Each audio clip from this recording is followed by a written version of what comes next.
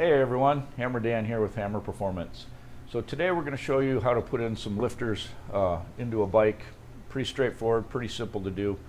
But first of all, I kind of want to run down a few things with you on lifters, how to check on some higher lift cams, the different years, things like that.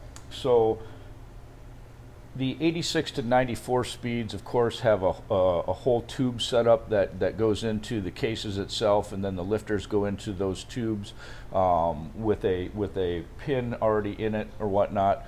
Kind of like the S&S setups on the special application cases or their billet or their performance cases they used to sell. I don't believe they sell them anymore. And I don't have one on hand to actually show you what they look like for the 4 speeds. But in 1991, when they went to the 5 speeds, they changed the lifter bore design. Of course, kind of looks like this to an extent. Now this is a 2000 and later case, but they machined the lifter bores into the cases themselves for the lifters to go in. The 91 to 99 lifters are going to be a bigger diameter than the 2000 and later Sportster lifters, and the 99 and later twin cams also take the smaller diameter lifter. And that's what we have here. As you can see, these 3 lifters over here, these are all the smaller diameter lifters here for a 2000 and later Sportster or a 99 and later twin cam.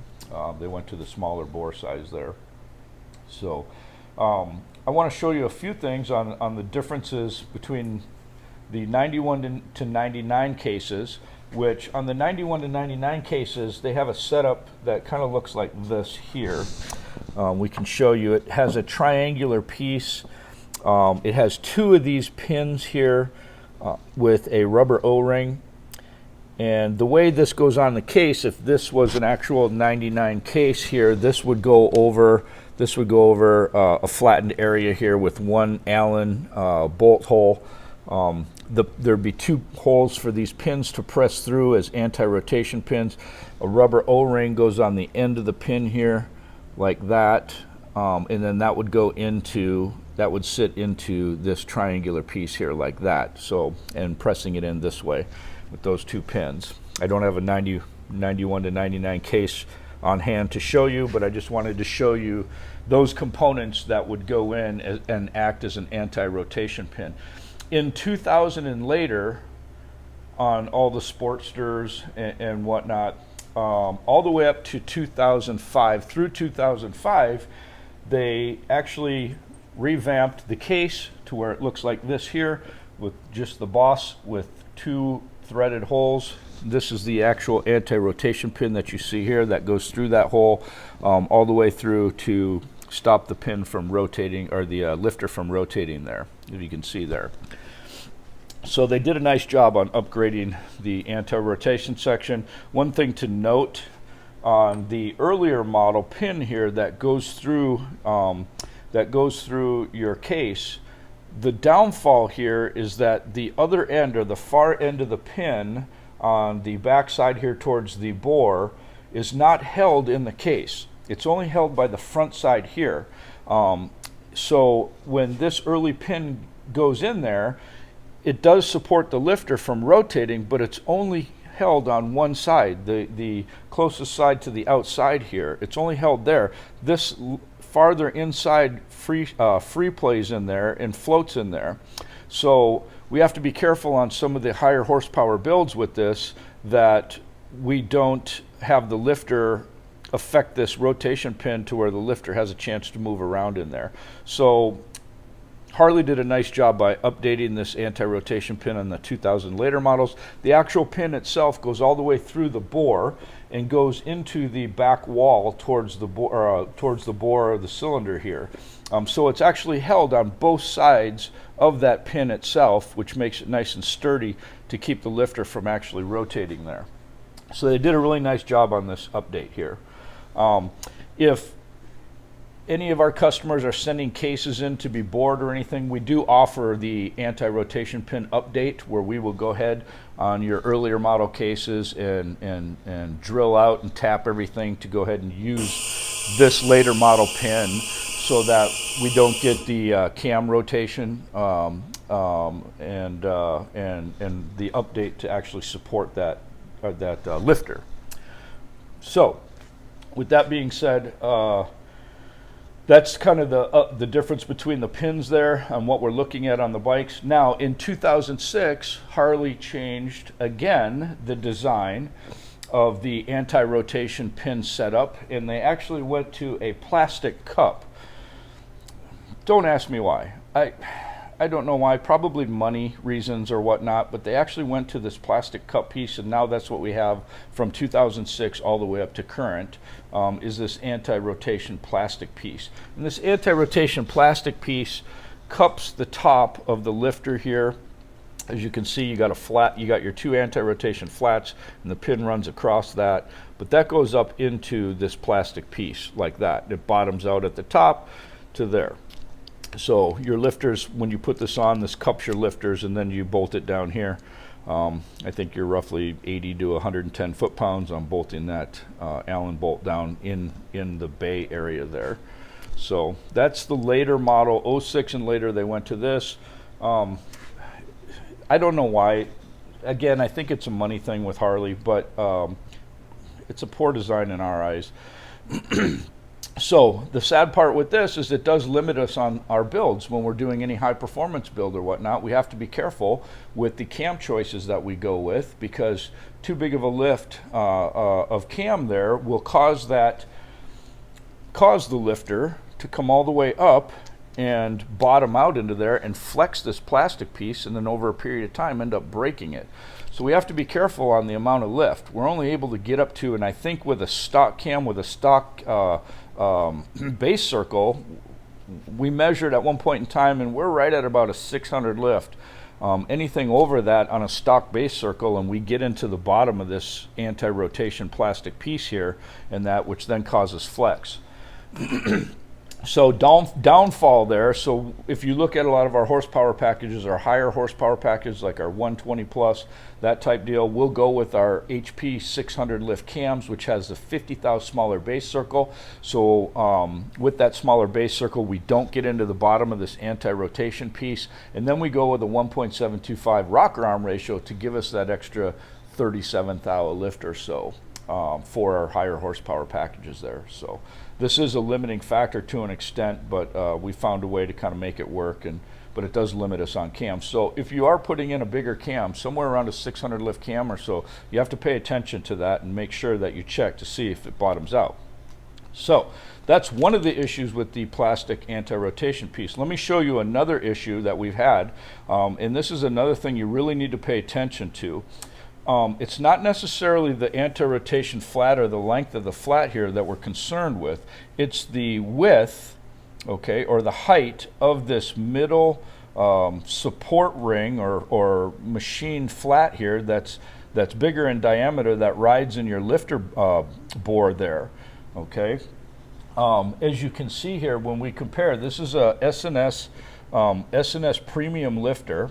Okay, so if we set that up or line that up, you can see that our top of this plastic, or our top of this machined area here, is the same height as a stock lifter. That's very, very important, okay? Like I said, when we put this plastic piece on here on the stock lifter itself, we can see that the top of that machined area comes flush or flat with the bottom of the plastic anti-rotation piece, and you can see that we're bottomed out all the way inside there. That's very important. You need to check that. And the reason being is, and of course on the S&S one, the same thing. You can see that we're flush with the bottom of that plastic piece, and we are bottomed out up here on top. Check this out. So this is a Jim's lifter, a hydro solid. And I think all of Jim's lifters are made this way. And as you can see, they've actually machined a taller support piece here for the lifter. Now that's great for support in the lifters. If you're running an anti-rotation pin, then you're only concerned with the flat that's right here, but not the base itself here that helps support that lifter in the bore.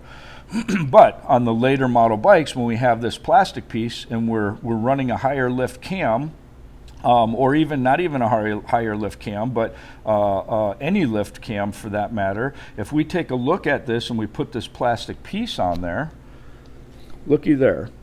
So our plastic piece, that the bigger diameter bore here that supports itself in the boss goes up inside that plastic piece there. And this is there's a ledge there, right? So that's bigger in diameter. So that goes up actually into the plastic piece when we put that on there. If you can see that, that is not good at all. You will have a failure. We've seen failures there because of that. So, and we learned the hard way by checking this out with one of our customers on having a failure there, is that plastic piece cups over that. So at high RPMs with a higher lift cam, what happens is that this this metal here that's raised in diameter there will cause this plastic piece to flex, to bow itself out like this, and at high RPMs will allow this lifter to rotate itself in that boss, and now we have the lifter trying to rotate in a circle, and it'll destroy the cams and cause major carnage there within the bike. So that's a check to really pay attention to when you're looking at, thinking about putting different lifters in your bike, is especially when you have the 06 or later plastic anti-rotation piece. That's very important there to check that. Okay, that's very important. This will not work. You got to make sure you have like an S&S lifter where it's flush, even, where it bottoms out, so you don't have that chance of this thing rotating in there, or flexing the inner piece of this plastic and trying to rotate that lifter there. So very important to check that. I can't stress that enough, because if you don't, and we're not familiar with all the lifters that are out there, whether they're fueling or whatever the case may be. So we know S&S work. That's what we sell as the S&S lifters, either the high performance or the premiums. They're machined properly, and they'll support the bigger lift cams and whatnot. So very important there.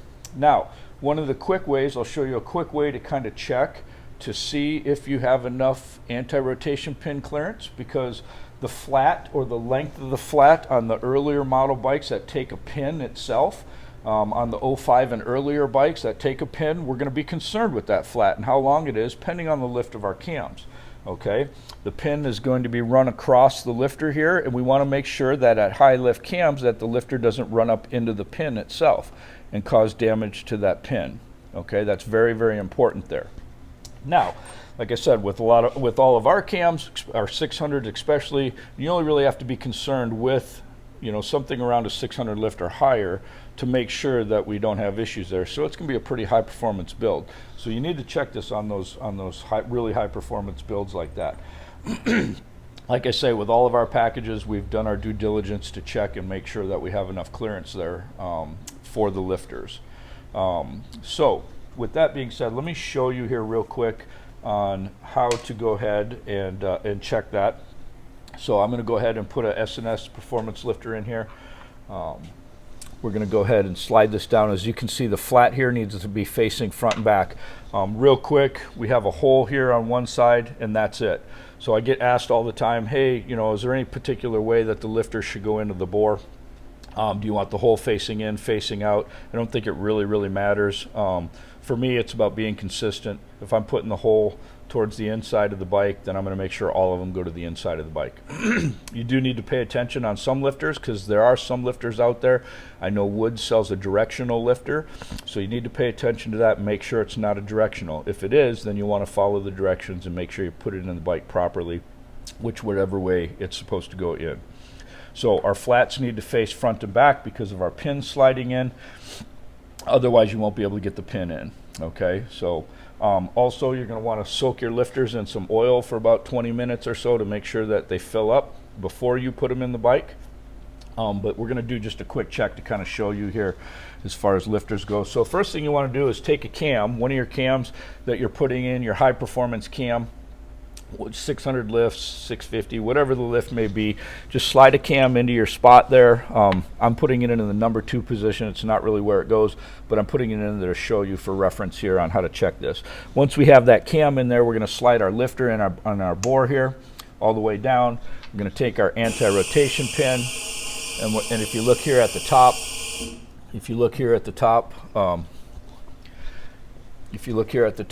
you can see that pin going past the lifter. Look in the bore here. You can see the pin going past the lifter there as I screw this in. Compressor. Turn off the compressor. And then we're going to go ahead and tighten this here real quick. Okay, so now we got our anti-rotation pin in so that our lifter cannot spin in there. If you can see that, it went all the way through. And like I said before, with these pins, it goes all the way through this side and actually goes into a hole on the far side, opposite of here, to make sure that it's sturdy all the way across there. On the earlier model ones where you just push the pin in with the rubber O-ring seal, it is not supported on this far side in a hole there. It's only supported on the side that you push it through. So it gives it a little bit of unstableness there on the earlier models. So we highly suggest, if you are boring cases or rebuilding a bottom end and you have an earlier model case, that you consider the anti-rotation pin update. Okay, now that we got the lifter in there and we got our cam in there, our lifter is all the way down riding on our cam lobe. So what we want to do here is spin our cam around, and of course this is going to be a performance cam. We're going to spin our cam all the way around so that it's all the way up at the top, on the top of our lobe there. Okay, and then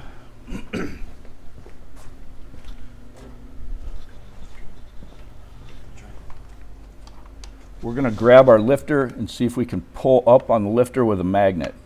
Okay, all the way up in the top. Now, if for whatever reason right out of the gate, you have an issue here with the anti-rotation flat not being long enough to support the high lift cam, you'll know a lot of times because you'll go and spin this cam over, the lobe will come up to its highest point and it'll kind of lock itself up because it'll push the lifter all the way up against the anti-rotation flat. Okay, so lifter or cam lobe all the way to the top, you can see it there. And then I like to just grab a magnet here, grab my lifter, and pull up on my lifter to make sure I have enough clearance there from the top of the cam lobe to my anti-rotation pin. And as you can see, as I move this up or down with the magnet up here on top, I got plenty of clearance.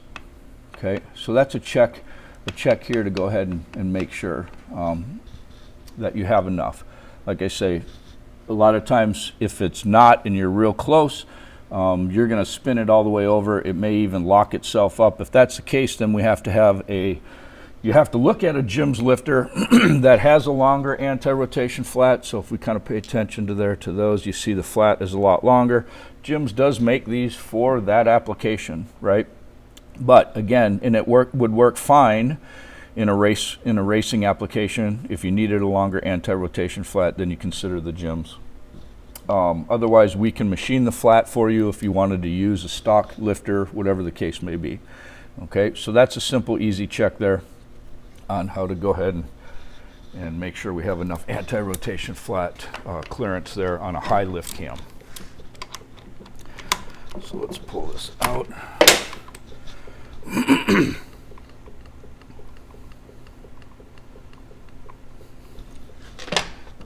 And that's my S&S lifter, so I'm going to throw that back in my tub there of oil.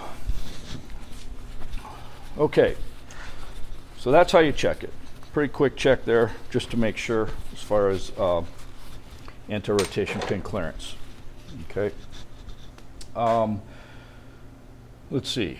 So next, I guess I'm just going to show you how we're going to go ahead and install the lifters into your bike. Again, this is the easy part. It's pretty straightforward when we're looking at this here. So we'll take a lifter. Again, I've had them soaking for a while. Actually, they soaked overnight.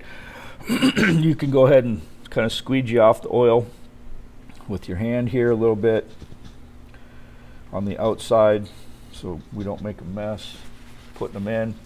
And again, flats are going to face front and back. I'm going to put all the holes towards the inside. So we're going to just slide that right down in there. Bam. Grab the next one. Squeegee off the oil here.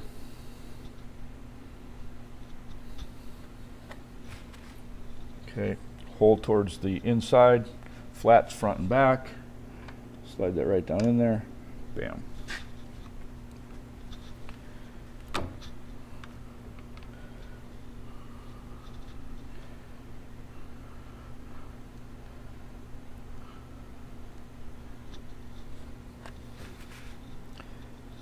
Hold towards the back, forward and back on our flats. Bam.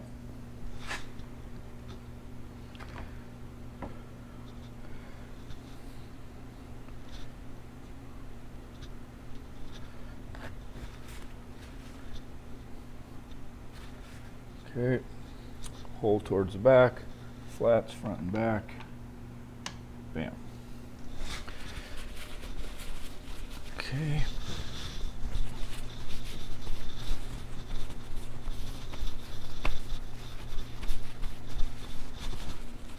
Okay, now we're going to just slide our pins in. Okay, you may have to get in there and try and rotate that lifter if it's off just a little bit. Okay, just to get the pin to go through. It won't push all the way in and start threading unless it's lined up properly where it needs to be. Little bit of like blue Loctite or so on these if there isn't already pre-Loctite if you're putting new in. So that one there needs to be rotated just a tad. You can go in with your finger and kind of rotate it there. There we go. Now these need to be torqued down to 55 to 65 inch-pounds. Inch-pounds, inch-pounds, inch-pounds, not foot-pounds. Very important.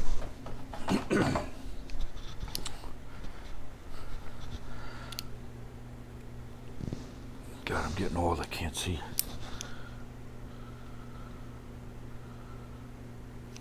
We're going to go right to 60. Okay.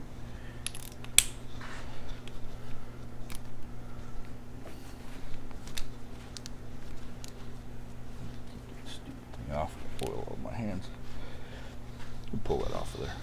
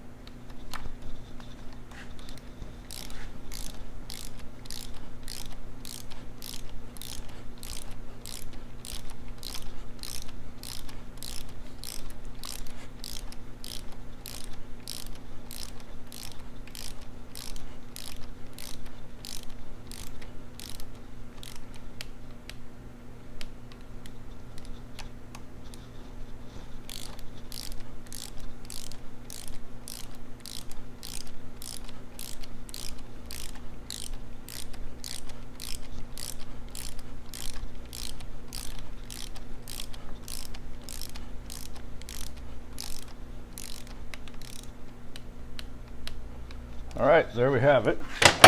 Now, take a little rag, make sure you wipe off the top. A lot of times when you put the lifters in, it'll squeegee off oil on there. So you want to get that cleaned up reasonably well for when you put your rocker box or our push rod tube bases on, I'm sorry. We'll show you that video. It's kind of a critical, tough one there on how to make those things work. So other than that, that's how you put the lifters in. That's the easy part.